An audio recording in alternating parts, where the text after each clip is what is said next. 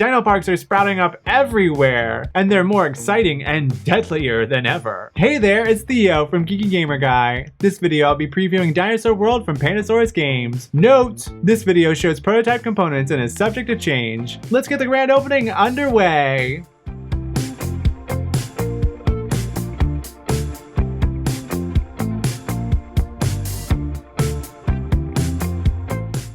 Dinosaur World is a tile-laying worker placement game for 2 to 4 players.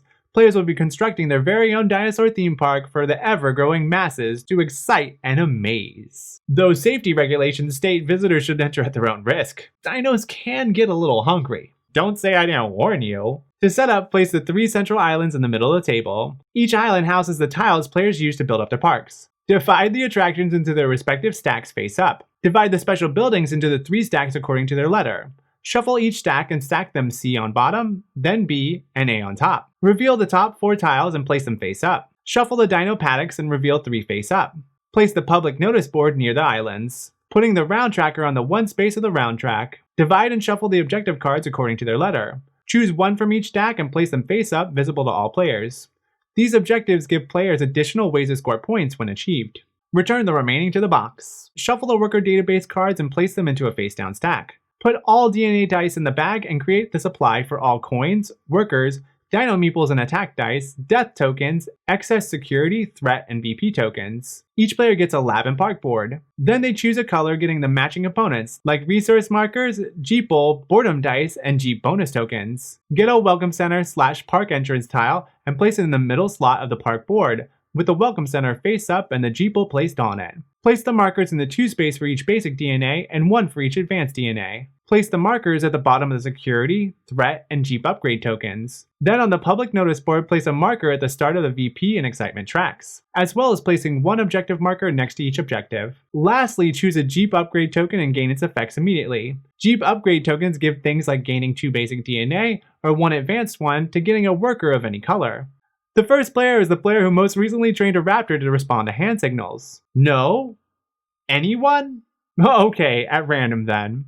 Give them a first player marker and everyone places their last markers on the turn order track. Each player gets starting coins according to their position. First player 8 coins, second 9, third 10, and fourth 11 coins. Then draw tiles from the top of both the special buildings and dino paddock stacks equal to the number of players plus 1. Starting with the first player and going in turn order, each player drafts 1 tile. Then starting from the last player going in reverse turn order, each player drafts a second tile of the opposite type. Then players place them for free in their parks, gaining any VP if shown next to the tile's title. And with that, we're ready to begin. The game is played over 5 rounds. Each round consists of 5 phases: hire workers, public actions, private actions, Jeep tour, and incoming cleanup. During the hire workers phase, reveal worker database cards equal to the number of players plus 1. Then in turn order, each player selects 1 card and takes all the workers depicted on it. There are 5 different types of workers: scientist, security, park ranger, administrator, and seasonal hire. Workers can be used to enhance specific actions and tiles, except for the seasonal hires. They're just here for the free park admission. Discard all cards. In the public actions phase, first draw DNA equal to the number of players plus 2 and add it to the gather DNA spaces of the central island. In turn order, each player can take an action on the central islands to gather DNA or build tiles in their park by spending workers and/or coins. To gather DNA, the player pays 1 to 3 workers of any color to the supply and takes 1 DNA die. Then they gain all DNA shown multiplied by the number of workers spent. For each scientist used, the player can gain an additional basic or advanced DNA of any type. Now these next rules apply when building any tiles. It must be placed immediately and adjacent to at least 1 other tile. Also, there can never be more than 1 tile of the same name in a park. To build a dino paddock, spend 2 workers of any color, or 1 administrator plus the tile's coin cost to pay for it. In addition to the tile placement rules I said before, dino paddocks can't be placed adjacent to each other. Build an attraction, choose from the 4 attractions and pay for their cost to place it. Attractions don't cost workers, just coins. Cha-ching! Lastly, build a special building by spending 1 worker of any type, plus its coin cost. Again, gain victory points if shown next to the building's title. After taking a tile, slide any remaining tiles according to the track arrows and reveal a new tile from the stack. All players continue taking 1 action each until they all pass. After that, players take private actions simultaneously on their park boards by placing workers, taking as many actions as they would like as long as they have the workers to do so. To take a private action, place a worker on an action space to activate it. Each action has 3 spaces, meaning it can be activated up to 3 times. Action spaces can have any color workers placed in them, but some workers gain special benefits when placed as a specific action. DNA refinement allows a player to combine 2 types of basic DNA into an advanced one, or split an advanced to 2 basics. If a scientist is used, gain any type of basic DNA after taking the action. VC funding gives players much needed coins. Each space gives the shown coins when used. If an administrator is used, gain an extra coin. At security, spend a number of coins based on where the marker is on the security track to help make the park a bit more secure for visitors. Hopefully. When placing a security worker here, pay 1 coin less to beef up security. At the Jeep garage, spend coins to upgrade how far the Jeep can move during Jeep tours. If the marker is raised to a new zone, immediately place a Jeep upgrade token and gain its benefits. A park ranger placed here reduces the track's coin cost by 1. Lastly, players can make the main attraction, Dinosaurs! After placing a worker, spend specific DNA to make 1 dino to place on an empty slot. Each paddock has 4 slots and must be filled from left to right. The total DNA spent is equal to the top of the tile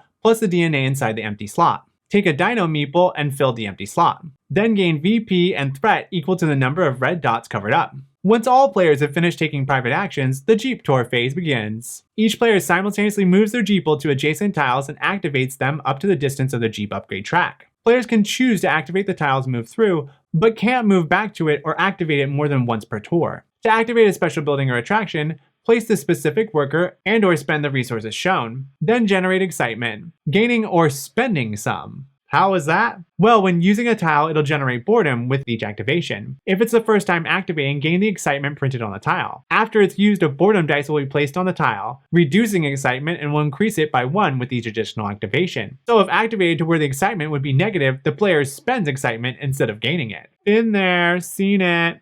Visitors want new!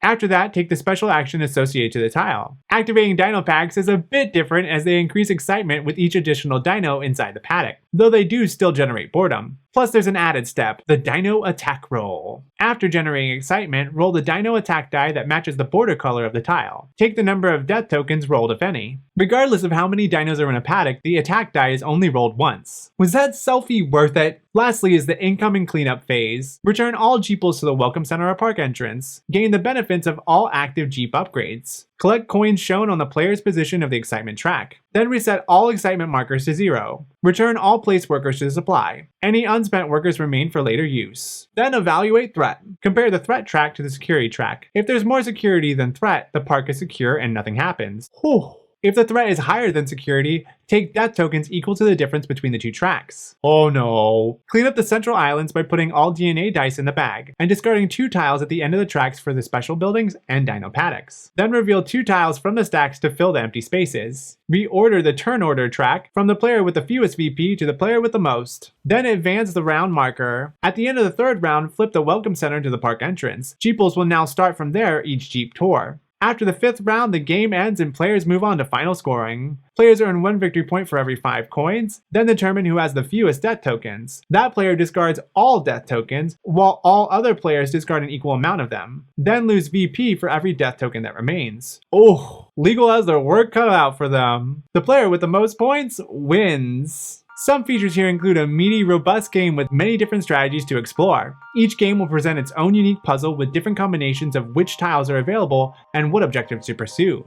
At the heart of it, it's still all about the dinosaurs and keeping your visitors excited and alive. How you do that is up to you. The colorful, striking art and graphic design is intuitive while also making it a real showpiece on the table. This game is definitely for players who like Dinosaur Island, but also like the flexibility of tile laying to create their own unique park. This one firmly stands on its own, making each worthy of a spot on your shelf. So if you love a strategic, epic experience that rewards clever gameplay, you should definitely check this one out. I put a link to the Kickstarter for y'all to check out in the comments below.